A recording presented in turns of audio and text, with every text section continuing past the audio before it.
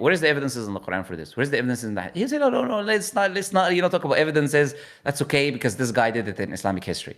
That guy did it in Islam. That doesn't mean anything. People can get misguided. Let's just stick to Quran Sunnah. That's it. Halas. Absolutely. Look, what does Allah tell us in the Quran? It's a verse of the Quran. Nobody can disagree with it. Allah says in chapter 4 of the Quran, that all believers, so Allah is speaking to you and speaking to me, right? Obey Allah, obey the messenger. And then Allah says, and those in authority among you. Allah doesn't say obey. Allah repeats the word obey for Allah and the messenger, because those people you obey without questioning.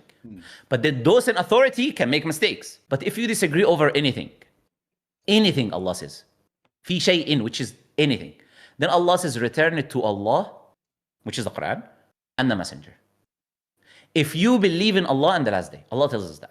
Other sects, they got misguided. People interpret their books in their own ways. They have their groups. Their book doesn't have a rule of how to fix these disagreements. But in the Quran, Allah gives us the guidance. If you have a disagreement with another Muslim on an understanding or interpretation, you have to return it to the Quran and Sunnah. But with whose understanding? With the understanding of the companions of the Prophet Muhammad. Why? I mentioned the verse to you before. Chapter 9 of the Quran, verse 100.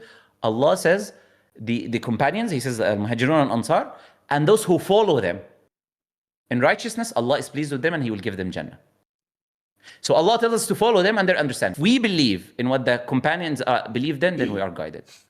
So if Allah tells us the companions, because they're told by the Prophet Muhammad, they're His companions. He was their teacher.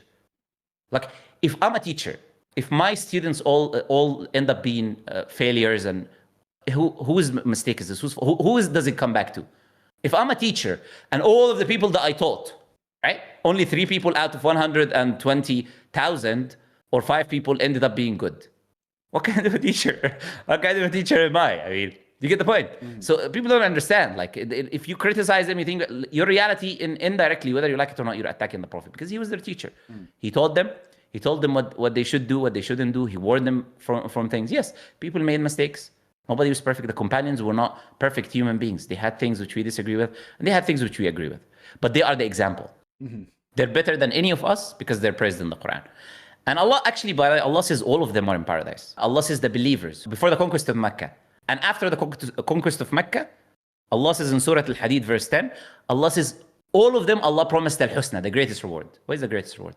Paradise. Jannah. Allah said all of those companions, before the conquest of Mecca and after the conquest of Mecca, all of those companions, specifically these ones, Allah promised paradise. Those who fought, which includes Abu Bakr and Umar and all of these companions, right? So they are people who Allah said that they will go to paradise, that we should follow, so we take their understanding.